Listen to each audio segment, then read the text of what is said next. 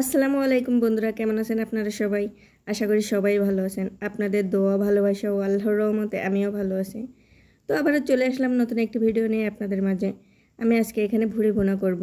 তো পাতিলে প্রথমেই আমি তেল দিয়ে নিলাম আমি কুচি করে কেটে রাখা পেঁয়াজগুলো ভাজা ভাজা হয়ে এলে এর ভিতরে দিয়ে দিলাম বেটে রাখা রসুন এবং আদা। তারপর আমি সেগুলো আরও একটু ভালো করে ভেজে নিয়ে হলুদ এবং শুকনো মরিচের গুঁড়া আমি পানি দিয়ে গুলিয়ে রেখেছিলাম সেগুলো ঢেলে দিলাম। তারপর দিয়ে দিলাম পর্যাপ্ত পরিমাণে লবণ। এগুলো দিয়ে আমি মশলাগুলো অনেক সুন্দর করে কষিয়ে নেব। মশলাগুলো আমি তেল ওঠা পর্যন্ত কষাতে থাকবো। এই যে একটু সময় নিয়ে আমি মশলাটা কষাচ্ছি এখানে। এবার দেখতে পাচ্ছেন আমার মশলা কষানো কিন্তু এখানে প্রায় শেষ। এখানে আমি এবার দিয়ে দেব ধুয়ে কুটে সুন্দর করে রেখে দাও ভুড়িগুলো।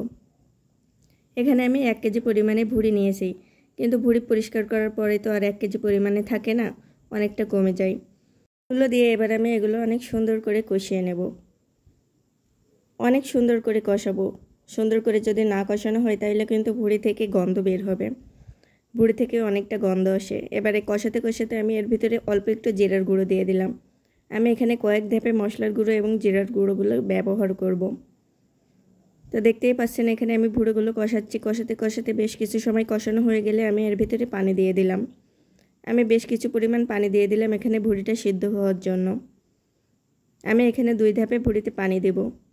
এই দেখেন আমি অনেক সময় জাল করার পরে পানিটা অনেকটা শুকিয়ে এসেছে, কিন্তু আমি আরও কিছুটা পানি শুকাবো। তার আগে আমি ভুড়িতে আলু এবং রসুন দেবো, সেগুলো দিয়ে নিলাম। দিয়ে আমি এই ভুড়িটা আবারও অনেক সুন্দর করে কষাবো। ভুড়ি কিন্তু এখনও পুরোপুরিভাবে সিদ্ধ হয়নি। ভুড়ি সিদ্ধ হতে অনেক সময় লাগে।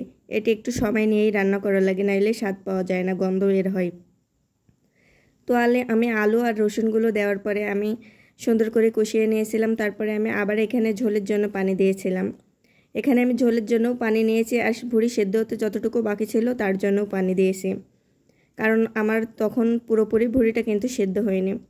তো এখন আমার ভুড়িটা প্রায় পুরোপুরি সিদ্ধ হয়ে গেছে, তাই আমি আবার একটু মশলা দিয়ে দিলাম। লাস্টে মশলা দিলে একটু সেন্টটা অনেক সুন্দর আসে এই জন্য। তা আমার ভুড়ি রান্নার কালারটা কিন্তু খুব বেশি সুন্দর আসেনি, কারণ আমি এখানে গুঁড়া মরিচ ব্যবহার করেছি। বাটা মরিচ ব্যবহার করলে রান্নার কালারটা বেশি সুন্দর আসে। তো এখানে আমার ভুড়ি সব কিছুই সিদ্ধ হয়ে গেছে, ভুড়ি, আলু এবং আস্তে আস্তে রসুনগুলো। ভুড়ি রান্না করাও আমার প্রায় শেষ। এই যে আমার ভুড়ি রান্না করা কিন্তু একবারে শেষের দিকে। তো আমার ভিডিওটা আপনাদের কাছে কেমন লাগলো জানাতে কিন্তু ভুলবেন না। এই প্রথমবার নিজের হাতে ভুড়ি রান্না করলাম, ইউটিউব থেকে দেখে নিয়েছিলাম। খেতে মোটামুটি ভালোই স্বাদ হয়েছিল, আপনারাও ট্রাই করতে পারেন। আজকের মতো বিদায় নিচ্ছে এখান থেকেই। আবারও দেখা হবে নতুন কোনো ভিডিও নিয়ে। ধন্যবাদ।